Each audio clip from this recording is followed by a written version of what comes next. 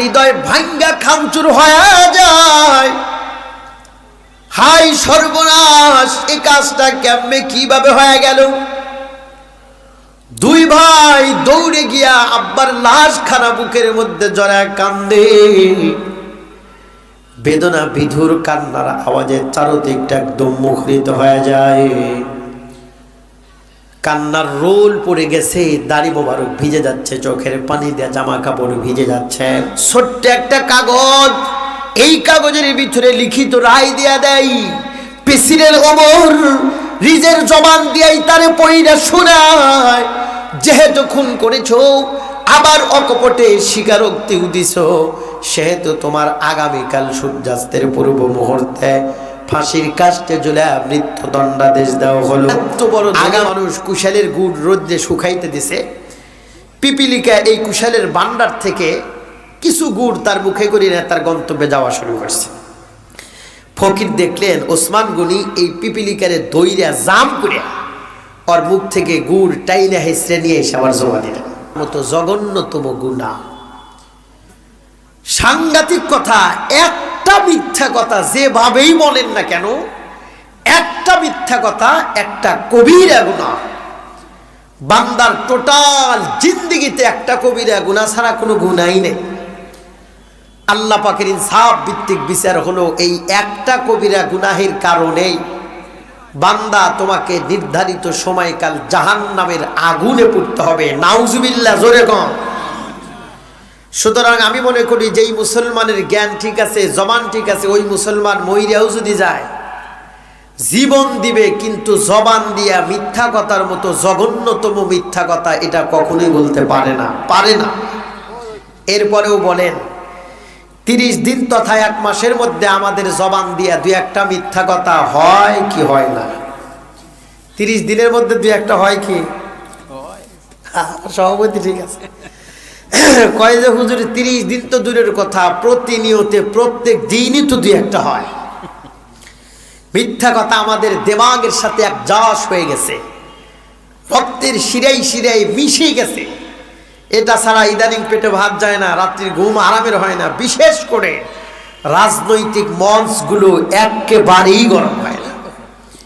এই যে কিছুদিন পর দেখবেন বড় বড় মঞ্চে বড় বড় নেতা আসবে, আসার পরে যতগুলি বক্তব্য দিবে তার মধ্যে সবচাইতে দামি বক্তব্য যেটা, সেটি হলো এবার যদি নির্বাচনে জয়যুক্ত হতে পারি এলাকার জন্য করব তা করব, বিশেষ করে সব রাস্তাগুলো টাইলস দিয়ে দিয়ে ভরে দেব।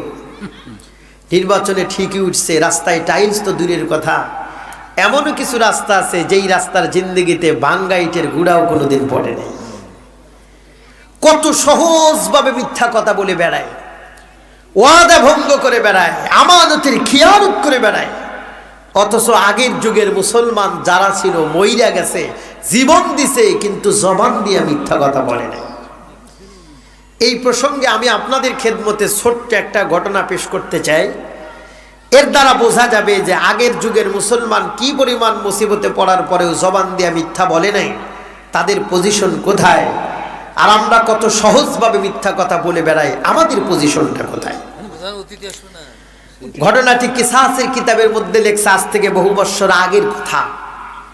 যেই সময় এই পৃথিবীতে প্লেন, উড়োজাহাজ, হেলিকপ্টার, বিমান এগুলো কোনো কিছুই ছিল না। যানবাহনের ভিতরে সবচাইতে দ্রুতগামী যানবাহন ছিল যেটা, সেটি হলো ঘোড়া। আরব দেশের বহুদূর প্রান্তরের একজন যুবক এই ঘোড়াতে চড়িয়া প্রত্যেক বৎসর মক্কা মদিনায় হজ প্রথা পালন করার জন্য যায়। আল্লাহর বান্দা এ বৎসর রওনা করছে মক্কা মদিনার উদ্দেশ্যে। পথ চলতে চলতে চলতে চলতে আসরের নামাজের পরে, মাগরিবের নামাজের আগ দিয়া মাদানি একজন খেজুরের বাগানের মালিক, বয়োজ্যেষ্ঠ মুরব্বী মানুষ, তার সাথে পথে সাক্ষাৎ। কথোপকথন করতে গিয়ে সঙ্গত কারণে এই বহুদূরের পরদেশি যুবক এই মাদানি এই বয়োজ্যেষ্ঠ মুরব্বী মানুষটারে খুন করে ফেলাইছে। নাউজুবিল্লাহ, খুন করে ফেলাইছে। খুন করার পরে পরদেশি যুবক চূড়ান্ত অনুশোচনায় ভেঙ্গে পড়ে গেছেন। আমি একজন মুসলমান মানুষ, হ্যাঁ কেমনে করে কিভাবে আমার বাবার বয়সের সমতুল্য একজন মানুষটারে আমি মাইরে ফেলাইলাম। কিভাবে এটা হলো? চূড়ান্ত অনুশোচনায় ভেঙে পড়তেছেন আর ভাবতেছেন, যেই দেশের মধ্যে মানুষ খুন করেছি এ দেশের প্রেসিডেন্ট হযরতে ওমর, যার বিচার হলো কোরআনের বিচার, খুন করলে তাকেও জীবন দিতে হয়। হাই সর্বনাশ, নির্ঘাত আমি যদি ধরা পড়ি আমার জীবনটাই এপার ওপার হয়ে যাবে। আল্লাহর বান্দা অনুশোচনা করতেছেন আর দাঁড়ায় গেলেন, আমি যে খুন করেছি এ দৃশ্য পৃথিবীর কেউ দেখলো কিনা। চোখের নজর যতদূর পর্যন্ত যায় ভালো করে তাকায় দেখলেন কোনো মানুষের আনাগোনা নেই। তার মানে ইচ্ছা করলে সে অনায়াসে সেখান থেকে ভাইগে বাড়ি পর্যন্ত যেতে পারত, খুনের কোনো ধরাধরি নেই। কিন্তু আল্লাহর বান্দা সিদ্ধান্ত নিলেন, আমি যে খুন করেছি এই খুনের দৃশ্য পৃথিবীর কেউ না দেখলেও আল্লাহ পাকের কুদরতি চোখ আমি ফাঁকি দিতে পারি নাই। আল্লাহু আকবার, জোরে কর। ওমা তাসকুতু মিন ওয়ারাকা, গভীর থেকে গভীর মহাগভীর জঙ্গলের মধ্যেও কোন সময় কোন পাতা পড়ে আর নড়ে এ খবর দুনিয়ার কেউ না জানলেও কে জানে? আল্লাহ। জোরে কর। আল্লাহ তাআলা ইজ অলমাইটি, সর্বশক্তিমান আল্লাহ, সামিউন বাসীর, সব দেখেন এবং শোনেন। না, যেহেতু আল্লাহ পাকের কুদরতি চোখ আমি ফাঁকি দিবার পারি নাই, সেহেতু এ খুনের বিচার না হওয়া পর্যন্ত আমি এখান থেকে ভাগতে পারি না, এটা আমার কাজ হতে পারে না। লাশটারে সামনে নিয়ে অপেক্ষার প্রহর গুনতেছে। এটা আগের যুগের ইমানদারদের ইমানের কেস। আমরা রাস্তায় পথ চলতে গিয়ে মোটর সাইকেলের টায়ারের নিচে যদি মুরগির বাচ্চা পড়ে পিকআপ আসতে হয় নাকি জোরে হয়? কোন আসতে হয় নাকি জোরে হয়? কেন?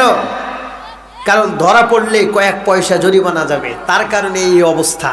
এই জন্য মাঝে মাঝে কই আমাদের বর্তমান ইমানের যে পাওয়ার, এই ইমানের পাওয়ার দিয়া পুরা ফুল সিরাতের ব্রিজ পাড়ি দিয়া ওই পারে গিয়া জান্নাতে ওটা বড় মুশকিল। আর আগের যুগের মুসলমান মানুষ খুন করার পরেও সেখানে দাঁড়ায় আছে, আজ না হয় কাল, না হয় পরশু, না হয় তরশু এই বৃদ্ধা মানুষের ওয়ারিসান আসবে, আমাকে ধরবে, বিচার হবে, তারপরে যাওয়া না যাওয়ার প্রশ্ন। মুসলমান ভাইরা আমার কথাগুলি ভালো করে বুঝবেন। এইদিকে যেই বৃদ্ধা মানুষটারে খুন করছে, এই বৃদ্ধা মানুষটার দুইজন জোয়ান সন্তান আছে। সন্ধ্যা যেই মাত্র ঘুরে আসছে, দুইজন জোয়ান সন্তান দুইজনকে ডাক দেওয়া, কয় কিরে আব্বাজান সেই যে দুপুর বেলা খেজুরের বাগানের মধ্যে গেল, এখনো আসার কোনো খবর নাই, তার কারণটা কি? দুইজন ভাই সিদ্ধান্ত নিলেন আগে খেজুরের বাগান ইনকোয়ারি করব, এরপরে অন্য জায়গায় দেখব। দুইজন ভাই সিদ্ধান্ত অনুযায়ী হাঁটি হাঁটি পা পা করে খেজুরের বাগান পর্যন্ত হাজির। যেই মাত্র খেজুরের বাগান পর্যন্ত হাজির হওয়ার পরে তাকায়া দেখলেন, হাই সর্বনাশ, আমাদের আব্বাজান আছে বটে, কিন্তু আব্বাজান জিন্দা নাই, লাশ হয়ে পড়ে আছে আব্বাজান। দুইজন ভাইয়ের হৃদয় ভাঙ্গা খামচুর হয়ে যায়। হাই সর্বনাশ, এই কাজটা কেমনে কিভাবে হয়ে গেল? দুই ভাই দৌড়ে গিয়া আব্বার লাশ খানা বুকের মধ্যে জড়ায় কান্দে। বেদনা বিধুর কান্নার আওয়াজে চারদিকটা একদম মুখরিত হয়ে যায়। কান্নার রোল পড়ে গেছে, দাড়ি মোবারক ভিজে যাচ্ছে, চোখের পানি দিয়ে জামা কাপড় ভিজে যাচ্ছে। লম্বা টাইম কান্দার এক পর্যায়ে আস্তে আস্তে করে দুই ভাই দাঁড়ায় যায়। এই পরদেশি যুবকটারে টার্গেট করে ডাক দেখ, ওই পরদেশি যুবক, তোমার সামনে যে লাশটা পড়ে আছে, কে বা কাহারা খুন করছে এই ব্যাপারে তুমি কি জানো? আল্লাহর বান্দা যদি ইচ্ছা করত এখনো হালকা মিথ্যার ডোজ দিয়েই কিন্তু বেকসুর খালাস হইতে পারত। আমাদের মতো বলতো, আল্লাহর কসম এই ব্যাপার আমরা জানি না, আমরা যেমনি মিথ্যা কথা কই, ইচ্ছা করলে পারত। কিন্তু আগের যুগের মুসলমান বলে কথা, জীবন দিছে, জবান দিয়ে কখনোই মিথ্যা কথা তারা বলে নাই। এটা তাদের ঈমানের পাওয়া। আল্লাহর বান্দা পরদেশি যুবক ডাক কয়, হ্যাঁ আমি জানি এই বিদ্যা মানুষ এমনি মরেই নাই। এই যে আমি আমার নিজের দুটি হাত দিয়া, একটা হাত দিয়া এই বিদ্যা মানুষের দাড়ি মোবারক ধরছিলাম মজবুত কইরা, আর একটা হাত দিয়া বিদ্যা মানুষটার মাথার চুলগুলো ধরছিলাম মজবুত করে। ধরার পরে কয়েকটা ঘাতানি এক লোকে দেওয়ার সঙ্গে সঙ্গে আল্লাহর বান্দা জমিনের মধ্যে পইড়া গেছে আর মইরা গেছে। এই খুনের দৃশ্য পৃথিবীর কেউ না দেখলেও আমার মালিক আল্লাহ পাকের কুদরতি চোখ ফাঁকি দিবার পারি নাই। আল্লাহু আকবার, জোরে বলেন। কি পরিমাণ তাদের ঈমানের পাওয়ার আর তেজ ছিল। মুসলমান ভাইরা আমার, বন্ধুগণ আমার, দুইজন ভাই ডাক দেখায়, হে পরদেশি যুবক, তুমি কি জানো যেই মানুষটারে খুন করছো সম্পর্কে উনি আমাদের দুইজনের জন্মদাতা আব্বা হয়। এমনিতেই আমাদের আব্বারে খুন করছো, মনটা ভাঙ্গা খামচুর হয়ে গেছে। তারপরেও কোন কায়দায় কিভাবে খুন করছো তার বর্ণনা দেওয়া শুরু করছো। তোমার দিলের মধ্যে কি একটু ভয় লাগে না? ইচ্ছা করলে আমরা দুইজন ভাই এই মুহূর্তে তোমাকে মাইরা তোমার লাশটা মাটির সঙ্গে মিশে দিতে পারতাম।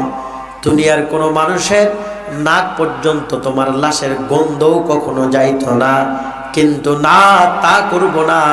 তার কারণ হলো এই দেশের প্রেসিডেন্টের নাম হযরতে ওমর, যার বিচার হলো কোরআনের বিচার, খুনের বদলে খুন করা হয়। চলো সেই প্রেসিডেন্ট ওমরের কার্যালয়ে যাই। মাগরিবের নামাজের পরে দুইজন ভাই এই পরদেশি যুবকের হাত ধইরা এক পর্যায়ে প্রেসিডেন্ট ওমরের কার্যালয়ে হাজির। ডাক কয়, প্রেসিডেন্ট, এই পরদেশি যুবক আমার আব্বারে নির্মমভাবে খুন করেছে, তার উপযুক্ত বিচার চাই। দুই ভাই ডাক প্রেসিডেন্ট ওমর ডাক দেয়া কয়, সাক্ষী প্রমাণ চাই। দুই ভাই ডাক দেয়া কয়, সাক্ষী প্রমাণ তো নাই। প্রেসিডেন্ট ওমর সাফ সাফ বইলা দেয়, সাক্ষী প্রমাণ ছাড়া আমি ওমরের কাছে কোনো বিচার নাই। আল্লাহু আকবার, জোরে বলেন। এত বড় পাওয়ারফুল সুপারম্যান খলিফা, ওনার ছোট্ট একটা সুন্দর কথা কয়, সাক্ষী নাই, বিচার নাই। তার কারণ হলো এমনি কারে কোন জায়গা থেকে দইরা নিয়ে আইসা তোমার বাবার খুনি হিসেবে চালান করে দিবে, মাইরা ফেলাবো, এটা কখনোই হতে পারে না। বিগত বৎসরগুলিতে আমাদের দেশেও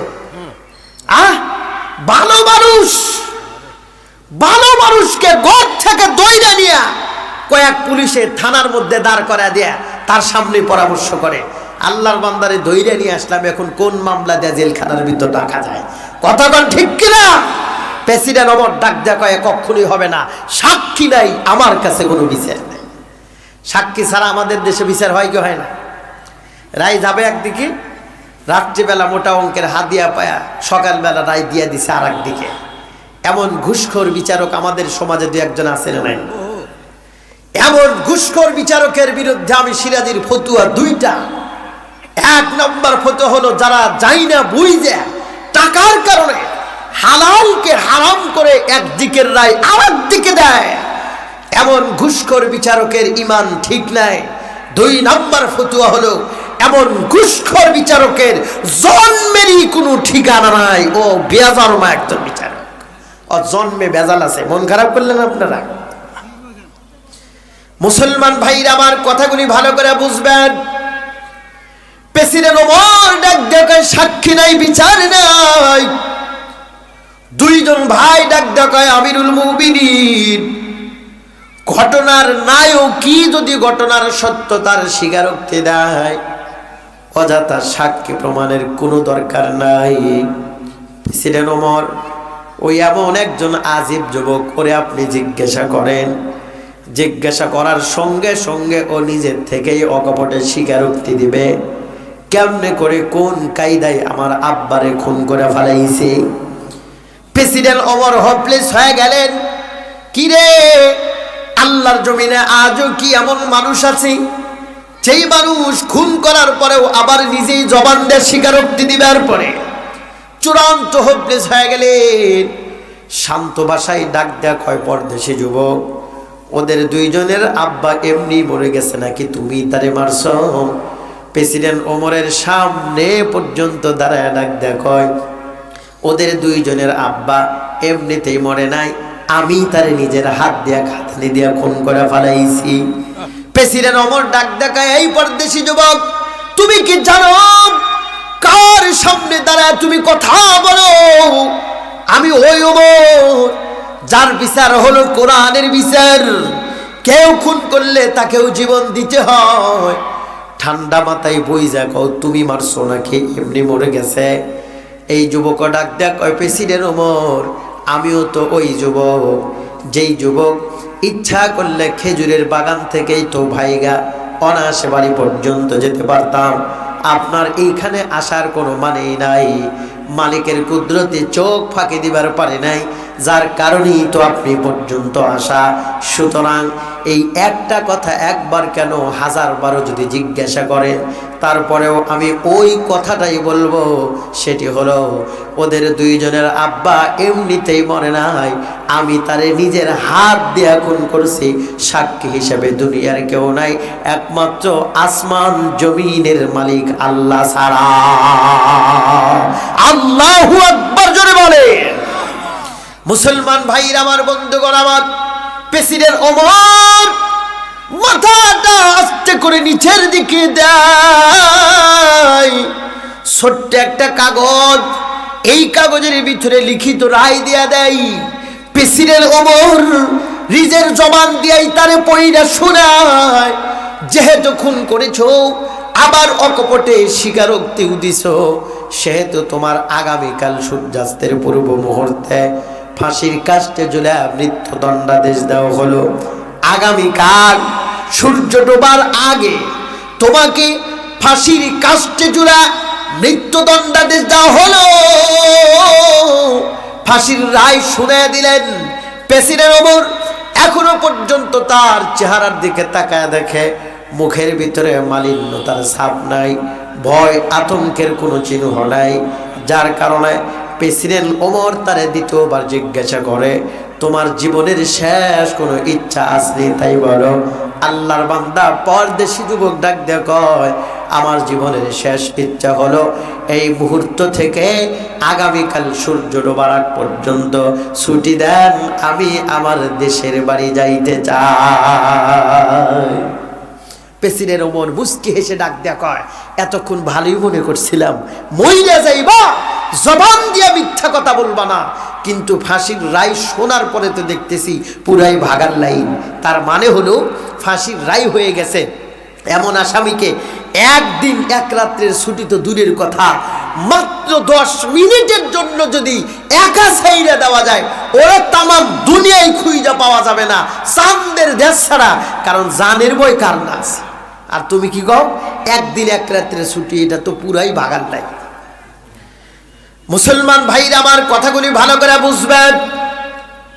আল্লাহর বান্দা পরদেশি যুবক ডাক ডাক কই, প্রেসিডেন্ট না, ভাগার মতো মানুষ আমি না। ভাগতে চাইলে তো ওখান থেকেই ভাগতে পারতাম। প্রেসিডেন্ট ওমর ডাক দেখায়, তাহলে কিসের কারণে তোমাকে বাড়ি পর্যন্ত যেতে হবে, সেই কথাটা তুমি আমারে শুনে দাও। আল্লাহর বান্দা এতক্ষণ পর্যন্ত চোখের পানি ছাড়ে নাই, কিন্তু এই কথাটার জবাব দিতে গিয়া আল্লাহর বান্দা চোখের পানি আটকাইতে পারে নাই। টপ টপ করে চোখের পানি ছাইরে দেয়। আবেগের কারণে ঠোঁট দুটো শুধু থরথর করে কাঁপতেছে। ভাঙ্গা ভাঙ্গা কাদু কাদু কণ্ঠে ডাক দেয়া কয়, আমিরুল মুমিনিন, আমার এলাকার বহুত মানুষগুলো তাদের জীবনের কষ্টে অর্জিত দামি দামি সম্পদগুলো আমার কাছে আমানত রাখছে। আল্লাহু আকবার জোরে বলেন। তাদের সম্পদগুলো যদি আমি ফেরত না দিয়ে মইরা যায়, সত্যের উপর অটল থেকে জীবন দিয়া লাভটা হলো কি, আমানতের খিয়ানতকারী হয়ে কিয়ামতের ময়দানে মুনাফিক হয়ে আমাকে উঠতে হবে। সুতরাং যদি ছুটি দেন আমি যাব, সম্পদগুলো ফেরত দিব, টাইম টু টাইম চলে আসবো। আল্লাহু আকবার জোরে খাও। মুসলমান ভাইরা আমার, বন্ধুগণ আমার, বর্তমান দুনিয়াতে যেমন ব্যাংক ব্যালেন্সের কোনো অভাব নাই, কত রকমের ব্যাংক, কিন্তু ওই জামানার ভিতরে ব্যাংক ব্যালেন্স বলতে কোনো অস্তিত্বই নাই। ব্যাংক ব্যালেন্স না থাকলে কি হবে? ওই জামানার ভিতরে এক একজন মুসলমান আমাদের মতো এ পরিমাণ আমানতদার ছিল। বর্তমান ইদানিং 10-12টা ব্যাংকের চাইতেও ওই জামানার এক একজন মুসলমান পাক্কা আমানতদার ছিল। যেমন ছিলেন আমার আপনার পয়গম্বর জনাবে মুহাম্মাদুর রাসূলুল্লাহ। মুসলমান ভাইরা আমার, বন্ধুগণ আমার, রাত্রিবেলায় কাফিররা দামি দামি সম্পদ নিয়ে এসে হাজির। নবীজির সামনে দাঁড়ায় ডাক দেয়া কয়, মুহাম্মদ, এই যে আমাদের সম্পদগুলো জমা নাও, তোমার কাছে সম্পদগুলো জমা দিবে আইছি। আমার আপনার পয়গম্বর ডাক দেয়া কয়, কি ব্যাপার? দিনের বেলা তোমরাই তো আমার বিরুদ্ধে যুদ্ধ চালাও, আমারে খুন করতে চাও, অথচ রাত্রিবেলা তোমাদের সম্পদ জমা দিবে চাও, তার কারণটা কি তাই বলো? কাফেররা ডাক দেয়া কয়, মুহাম্মদ, দিনের বেলা ধর্মের তাগিদে তোমার বিরুদ্ধে যুদ্ধ চালায়, নেতাদের কারণে তোমারে খুন করতে চায়, আর রাত্রিবেলা এই সম্পদগুলো কার কাছে জমা দেব? নেতাদের তো বিশ্বাসই নাই, এমনকি জন্মদাতা আব্বা আম্মারেও বিশ্বাস নাই। যেই পরিমাণ বিশ্বাস তুমি মুহাম্মদকে হয় তোমার কাছে সম্পদ জমা দিয়া মইরাও যদি যায়, মালিকের কসম খায়া কই, এই সম্পদের ভিতরে চুল পরিমাণ খিয়ানত হওয়ার সম্ভাবনা নাই। আল্লাহু আকবার, আরো জোরে বলেন আল্লাহু আকবার। আগেকার যুগের কাফেররা মুসলমানদেরকে এই পরিমাণ বিশ্বাস করছে, পৃথিবীর পান্তুশালায় মুসলিম নামক একটা জাতি আছে, যেই জাতি ক্ষুধার অভাবে মৃত্যু ছটফট করতে করতে মৃত্যুবরণ করবে, কিন্তু পাশেই থাকা অন্যের খাবারের পাহাড় পড়ে থাকবে, কিন্তু চুল পরিমাণ খেয়ানত করার দুঃসাহস পাবে না। আল্লাহু আকবার। নবীজির কাছে একজন গরিব মানুষ আইছে, আসার পরে ডাক দেয়া কয়, নবী, আমার দিন পথ চলে না, আমারে কিছু সাহায্য দেন। নবীজির সিস্টেম হলো নিজের কাছে না থাকলেও কারো থেকে নিয়ে দিতেন। ওই দিন কিছু নাই, তো লোকটারে ডাক দেয়া কয়, আমার কাছে কিছু নাই, কিন্তু আমার একজন চূড়ান্ত ভক্ত আছে, তার কাছে আছে, তার কাছে গিয়া আমার পক্ষ থেকে সালাম দিয়া তোমার দুরবস্থার কথা বলো, লোকটা তোমারে খালি হাতে ফেরত দিবে না। নাম কি? হযরতে উসমান। নবীজির এই ভক্ত উসমান রাদিয়াল্লাহু তাআলা আনহু একেবারে গরিব মানুষ নাকি একেবারে ধনী মানুষ? আল্লাহ পাক বলেন, আল্লাহু গনিয়্যু ওয়া আনতুমুল ফুকারা। গনি শব্দের অর্থ হলো চূড়ান্ত ধনী। আল্লাহ বলেন, আল্লাহু গনিয়্যু, পৃথিবীর সব থেকে ধনী হইলাম আমি আল্লাহ, ওয়া আনতুমুল ফুকারা, পৃথিবীতে তোমরা যারা আছো সব তোমরা ফকির। তাহলে পুরুষ মানুষগুলো যদি ফকির হয়, মহিলা মানুষগুলো কি ফকির? আস্তে কর, জোরে কইলে যদি দরজা না খোলে তাইলে তো ভেজাল আছে। শীতের দিন গনি শব্দের অর্থ ধনী, ফকির মনে মনে কয় কাম সারছে। পৃথিবীর সব থেকে ধনী মানুষের কাছে নবীজি পাঠাইতেছে, খালি হাতে ফেরত দেওয়ার তো সুযোগ নাই, কারণ নবীজি পাঠাইছে, খালি হাতে ফেরত দেওয়ার অপশন নাই। আর পৃথিবীর ধনী মানুষের কাছে উনি আমারে যা দিবে, আমার 14 গোষ্ঠী না 17 গোষ্ঠীর সারা জীবনে ভিক্ষা করার কোনো দরকার নাই। এমন ভাব নিয়ে চলতেছে খুশির ঠেলায়, মনে হয় ওর পায়ের নিচে মাটি নেই। কিন্তু কথাই বলে, বেশি সুখ নাকি কপালেও আবার নাই, আছে না? এই দুনিয়াতে একেবারে স্বয়ং সম্পূর্ণ সুখী কেউ কি আছে? এই যে আমি যে বয়ান করতেছি, কলিজার ভিতরে জ্বালার কোনো শেষ নেই। আপনারাও মিষ্টি মিষ্টি করে তাকায় রয়েছেন, চেহারা দেখলে ভালোই বোঝা যায়, কিন্তু জ্বালা কিন্তু কারোর দিক থেকে কম নেই। জন্মের পর থেকে বয়স যত বাড়তেছে ততই জ্বালা বাড়তেছে, এই জ্বালার শেষ নাই। একেবারে জান্নাতে যাওয়ার আগ পর্যন্ত খালি জ্বালায় আর জ্বালায়, কথা কন ঠিক কিনা? এমন মুশান দিয়ে ভাবতেছে, যাইতেছে মনে হয় পায়ের নিচে মাটি নেই। চলতে চলতে ওসমান গনির বাড়ির যেই মাত্র কাছাকাছি গেছে, যাওয়ার পরে দেখলেন ওসমান গনি এত বড় ধনী মানুষ, কুশালের গুড় রোদ্রে শুকাইতে দিছে। পিপিলিকা এই কুশালের ভান্ডার থেকে কিছু গুড় তার মুখে করে নিয়ে তার গন্তব্যে যাওয়া শুরু করছে। ফকির দেখলেন ওসমান গনি এই পিপিলিকারে দইরা জাম করে ওর মুখ থেকে গুড় টাইনা হেসড়ে নিয়ে এসে আবার জমা দিলেন। ফকির নর্মাল ব্রেক মারে না, হাইড্রোলিক্স ব্রেক মারছে। হাই সর্বনাশ! যেই লোক পিপিলিকার মুখ থেকে গুড় আনতে পারে ওই লোক আমার যে ভিক্ষা দিবে 100 বার মইরা যদি আবার জিন্দা হই তাও এই কথা বিশ্বাস করে না। থেকে গুড় নিয়ে টানাটানি করে। যেই গুড় দাড়ি পাল্লাতে তো শো করবই না, আলু বেগুন যে বাপে হে মিটারেও শো করবো না, সোনারের মিটার ছাড়া। তার পিছনেই যে দৌড়, ওই লোক যে আমারে ভিক্ষা দিব জীবনেও বিশ্বাস হয় না। নবীজি শুই না মুচকি হেসে বললেন আগামীকাল আবার যাব। পরের দিন যাওয়ার পরে দেখলেন অবস্থা বিগত দিনের চাইতে আজকে আরো ভয়াবহ ডেঞ্জারাস। তার মানে শিমুল গাছে তুলা রোদ্রে শুকাইতে দিছে, বাতাসে দিক ওদিক ওড়ে কি ওড়ে না, গাইমে অস্থির হয়ে গেছে। ওসমান গনি একবার ওদিক থেকে ধরে এসে জমা দেয়, একবার ওদিক থেকে ধরে এসে জমা দেয়। ফকির কয় কিপটা দেখছে কিন্তু সভাপতি দেখি নেই। 200 বারও যদি মরে যায় তারপরেও এই লোক যে আমারে ভিক্ষা দেবে এটা আমি বিশ্বাস করি না। চলে আসলেন নবীজির কাছে, গলার পরে নবী মুচকি হেসে বললেন আগামীকাল আবার যাও। পরের দিন যাওয়ার পরে দেখলেন ওসমান গনি আজকে কোনো কাজে নাই, নীরবতার সাথে আছে। দিলেন সালাম, নবীজির পক্ষ থেকে সালাম, নবীজি আমারে আপনার কাছে পাঠাইছে, আমার দিন পথ চলে না, কিছু দিবার কইছে। ওসমান গনি লাইফে দাঁড়ায় গেছে, আপনি নবীর মেহমান? কয় হ। কয় একটু সময় অপেক্ষা করেন, বিদেশ থেকে অনেকগুলি উট মাল সহ হাউজের মধ্যে ঢুকবে। যেই উট আর মাল আপনার কাছে পছন্দ হয় ইশারা করার সাথে সাথে মাল সহ উট আমি আপনারে দান করে দিব। সুবহানাল্লাহ। কন ফকির মনে মনে আহত, কিপটার সভাপতি আবার কয় কি? কিছুক্ষণের মধ্যে দেখলেন অনেকগুলি উট আর মাল হাউজে হাজির। কিতাবের বর্ণনায় পাওয়া যায় ওই হাউজের মধ্যে 700-র বেশি উট ছিল। তার মানে বিশাল একটা ব্যাপার।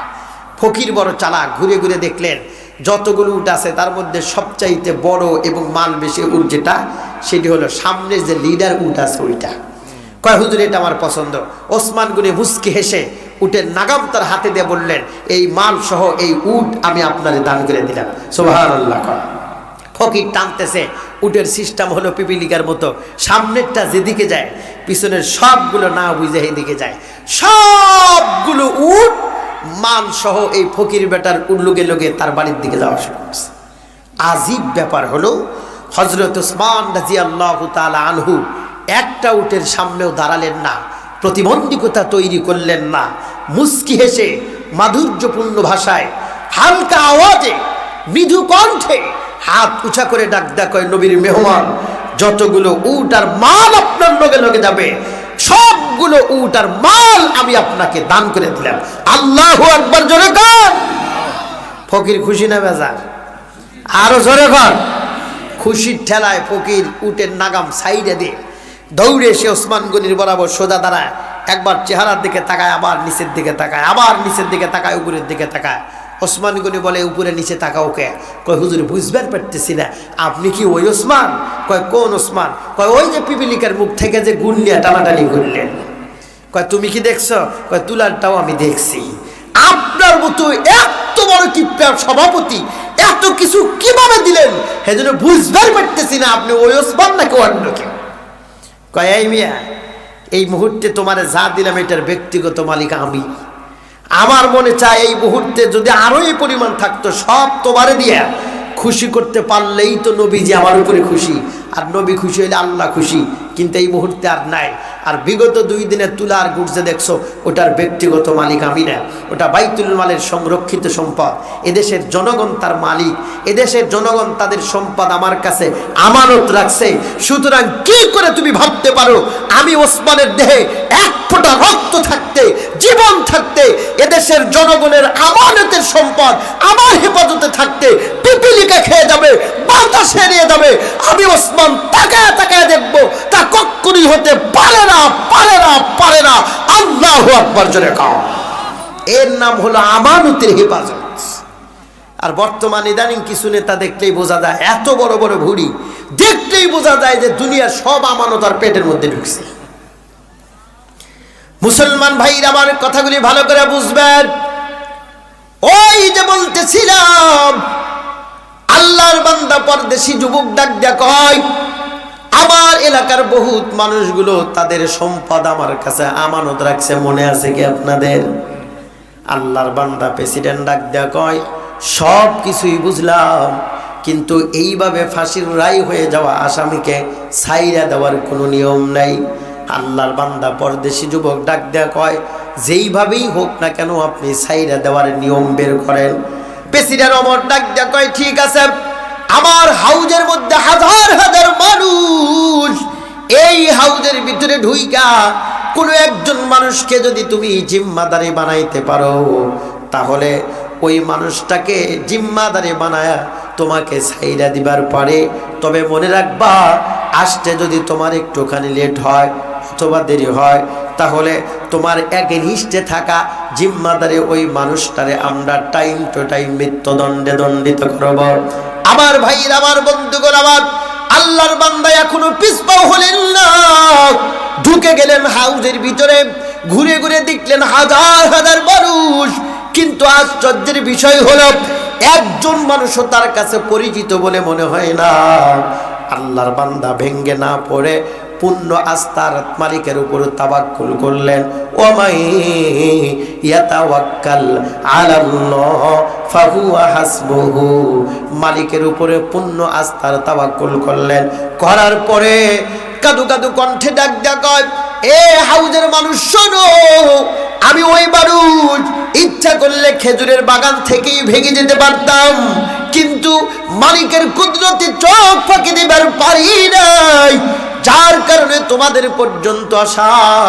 আমি বড় মুসিবতের মধ্যে আছি, সম্পদগুলো জমা দেওয়া লাগবে।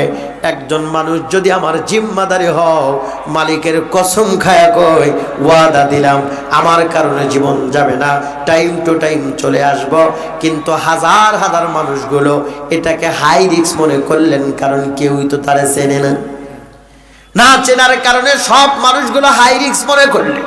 মাথাটা নিচের দিকে দিয়া নীরবতার মধ্যে বসে আছে। এইদিকে আল্লাহর বান্দা কাঁদতেছে কাঁদতেছে, লম্বা টাইম কাঁদতেছে। লম্বা টাইম কান্দার এক পর্যায়ে হাউজের মাঝখান থেকে একজন মানুষ লাব্বাইক বলে দাঁড়ায় গেছে।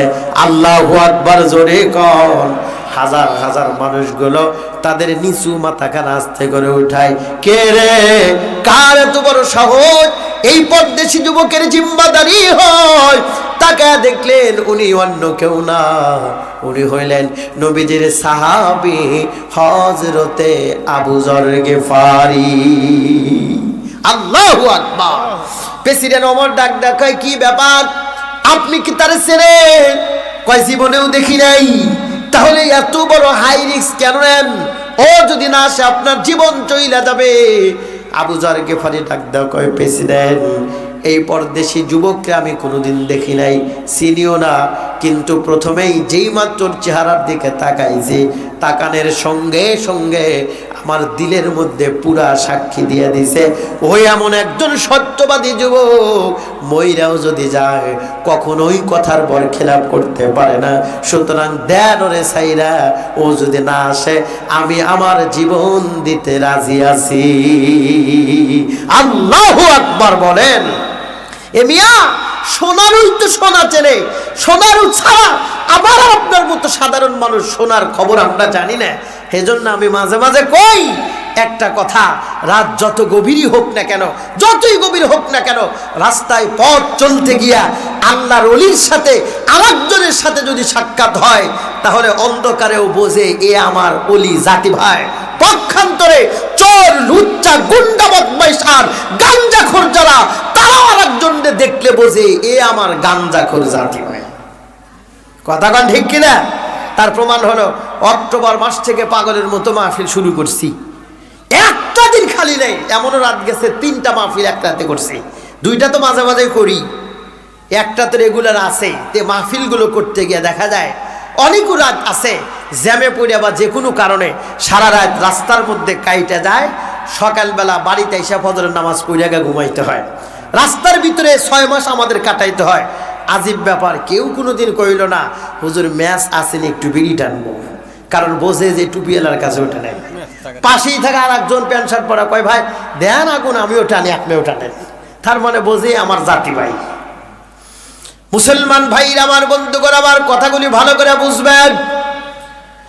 আল্লাহর বান্দা প্রেসিডেন্ট ওমর ডাক দিয়ে কয় ঠিক আছে তুমি যাও, তেজি একটা ঘোড়া দিয়া তারে ছাইরা দিলে, মনে রাখবা একটুখানি যদি লেট হয় তাহলে তোমার কারণে নবীজির সাহাবীর জীবন কিনতে পার হয়ে যাবে। আল্লাহর বান্দা চলে গেলেন। রাত্রিবেলায় গ্রামের সমস্ত সম্পদের মালিকদেরকে ডাকলেন, এই যে আপনার সম্পদ, এই যে আপনার সম্পদ, সবগুলো সম্পদ বুঝা দিলেন। গ্রামের মানুষগুলো সম্পদ বুঝা পাওয়ার পরে একটা প্রশ্ন করাটা কিন্তু স্বাভাবিক, আমরা তো সম্পদ চাই নাই, কেন তুমি আমাদের সম্পদগুলো ফেরত দাও, তাও দিনের বেলা না দিয়া রাত্রিবেলা অসময়ে ফেরত দাও। এই প্রশ্ন তারাও যেই মাত্র করছে, আল্লাহর বান্দা জবাব দিতে গিয়া এ কথা বলা শুরু করছে, আমি মদিনার একজন মানুষকে খুন করছি, প্রেসিডেন্ট ওমর আমার মৃত্যুদণ্ড দিছে, আবু যর গিফারিকে জিম্মাদারি বানায়া আপনাদের সম্পদগুলো ফেরত দেওয়ার জন্য আইছে। মূলত আগামীকাল সূর্য ডোবার আগ দিয়া আমার ফাঁসি হয়ে যাবে। এ মুসলমান, এই কথা শোনার সঙ্গে সঙ্গে ওই গ্রামের সম্পদের মালিকগুলো হাউমাউ করে কান্না শুরু করছে। আমি আপনাদের কাছে জানতে চাই, এই সমাজের একজন ভালো মানুষ যদি মইরা যায়, তার কারণে আমাদের চোখ দিয়া পানি বের হয় কি হয় না? জোরে বল। এজন্যই তো কবি বলেছেন, এমন জীবন করিও গঠন, মরণ বেলা হাসিবে তুমি, কাঁদিবে ভুবন, কোথায় স্বর্গ কোথায় নরক, কে বলে তা বহুদূর, মানুষের মাঝেই স্বর্গ নরক, মানুষেরাই হলো সুরাসুর। ফুল ফুটে জোরে গেলে থাকে শুধু বোটা, মানুষ জন্ম নিয়ে মরে গেলে থাকে শুধু ওই মানুষটার কথা। এ মুসলমান,